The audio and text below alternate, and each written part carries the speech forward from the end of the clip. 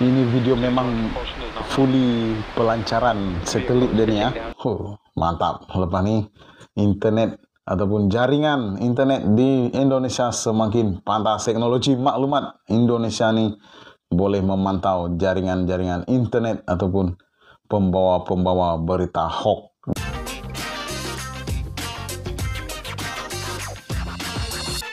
Selamat pagi, salam damai dan salam persaudaraan guys. Welcome back to Franlyn Channel.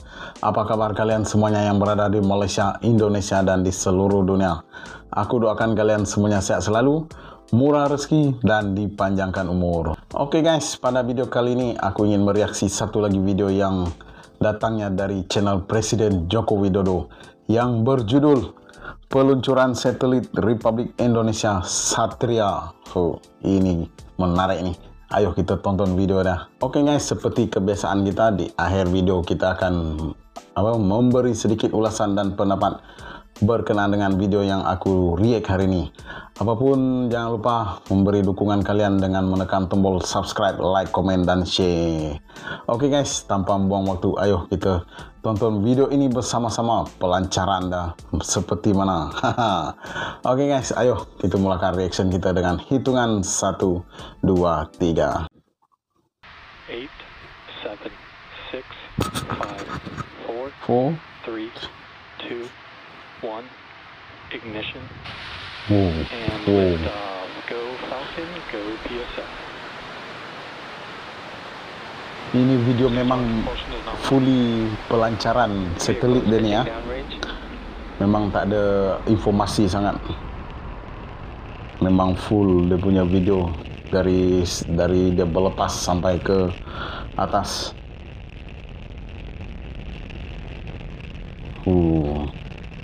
Bayangkan kalau ada angkasawan join juga nih.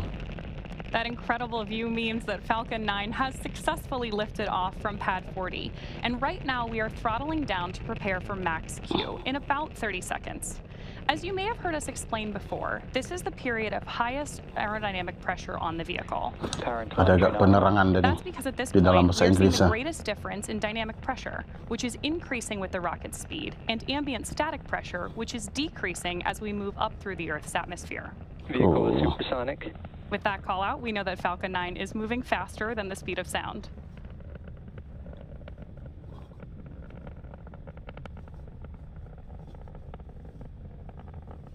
Sampai ke atas dia ambil gambar. Gila. With confirmation that we've passed through max Q, we have 3 events coming up in quick succession, starting with main engine cutoff, stage separation, SES1 or second engine start 1. Main engine cutoff, or MECO for short, is where all 9 Merlin 1D engines will shut off to slow down the vehicle in preparation for the next event, stage separation, or stage sep for short. That's where the first stage booster will separate from the second stage. Right after stage sep, the first stage will start its journey back to Earth, targeting a landing on our drone ship, a shortfall of Gravitas, which is currently stationed in the Atlantic Ocean, about 680 kilometers downrange. Now, during that time, Stage 2 will continue on its journey to space with the third event, Second Engine Start 1, or SES1 on the nets. And this is where the single MVAC engine will ignite to propel the second stage along with the PSN SATRIA payload to orbit. In addition to these 3 major events, the fairing halves will also separate less than a minute after SES1, so keep an eye out for all of those coming up in about 10 seconds. Dah tak nampak dah. Ni sepertinya kamera di roket tersebut. Cantik pemandangan dari atas. Main engine cut off. Stage separation confirmed. Dia lepaskan apa tu? Dia punya roket tu. MVAC startup. So you heard the callouts there, and you can see on your screen in this great dual view that we have that the MVAC engine on our second stage has ignited. Now, this is the first of 2 second stage burns that we're tracking for this mission. And the first stage on the left-hand side of your screen is coming back to land on our drone ship, a shortfall of Gravitas. Now, we are also expecting fairing deployment. Both vehicles are on nominal trajectories. With that, we know that both vehicles are headed in the right direction. And as I was describing earlier, we are expecting fairing separation in just about 5 seconds.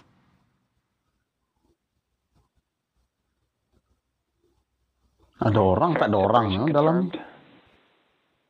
As some of you mentioned earlier, reusability is part of our secret sauce here at SpaceX. So with that confirmation of fairing separation, we know that both of those are coming home again. The first, or one of them is flying Acquisition of signal Bermuda for the 7th time and the other for its 9th. Mau tak ada jadi sejarah benda ni. Jarang berlaku. It's now T+3 minutes and 55 seconds into today's mission. And we have a great view of stage 1 on the left and stage 2 on the right. In order to complete today's landing, the first stage has 2 more burns left. Next up will be the entry burn, where 3 of the Merlin engines on the first stage will reignite. And this will help slow down the F9 first stage as it re-enters the upper part of the Earth's atmosphere. That entry burn should start in about 2-ish minutes from now and will last about 20 seconds. Dan berapa banyaklah serpihan-serpihan pesawat di angkasa. You can see 2 of the 4 hypersonic grid fins that are positioned near the base of the inner stage on the booster. And stage 1 is currently using nothing but the grid fins for steering as it's returning back to Earth. Gila, ini belanja ada berapa lah ni? You can also see those little puffs of gas. Those are nitrogen gas bursts for attitude control, and they also help orient the rocket on its way back down.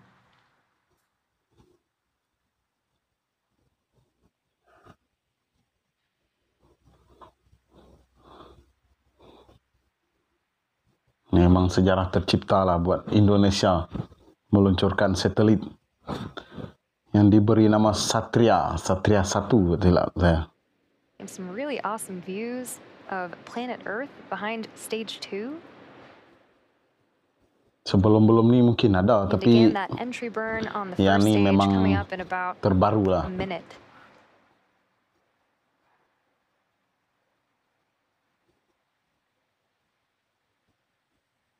Apa lagi dorang buat ni? Both vehicles are on nominal trajectories. Dorang tengah setting-setting ni.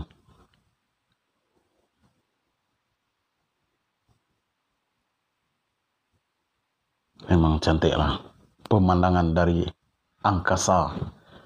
Like I promised, we have great views of Earth behind MVAC and behind the first stage as it's coming back down to Earth.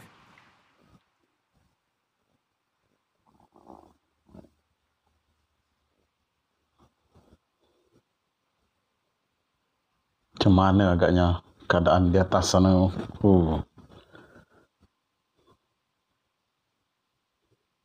Stage 1 entry burn startup. Dari atas kita boleh melihat 3 of those bumi. engines have now relit engines 1, 5, and 9 for the entry burn. It's about 20 seconds for this burn. Ini mungkin dia tengah mencari setting orbit ke apa ni. Now, with confirmation of entry burn shutdown, we have one last burn before the first stage attempts to land on our drone ship, and Stage 1 FTS has saved. that is the landing burn. During the first stage landing burn, a single Merlin engine, E9, will relight and slow the vehicle down for its landing attempt on our drone ship, a shortfall of gravitas. As a reminder, the booster supporting today's mission has now flown for its 12th time, having previously supported CRS-22, Crew 3 and Crew 4, Turksat 5B, CRS-25, Eutelsat Hotbird 13G, O3B mPower, and 4 Starlink missions. Hebat juga pemberi arahan itu perempuannya. Memang pakar. Ini semua geng-geng NASA nih. We'll also be coming up on SECO 1 or second engine cutoff 1 in about 30 seconds from now. Stage 1 transonic. Stage 2 FTS was saved.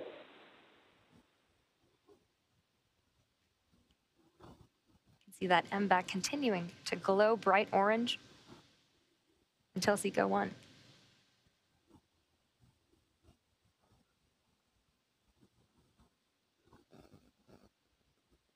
Nominal orbit insertion. MVAC shutdown. Great callouts for SECO 1 and nominal orbital Stage 1 landing insertion. burn. Betul lah, dia setting cari orbit dia tu. Expected loss of signal, Cape Canaveral. There's that view of landing burn. Stage 1 landing leg deploy. Oh.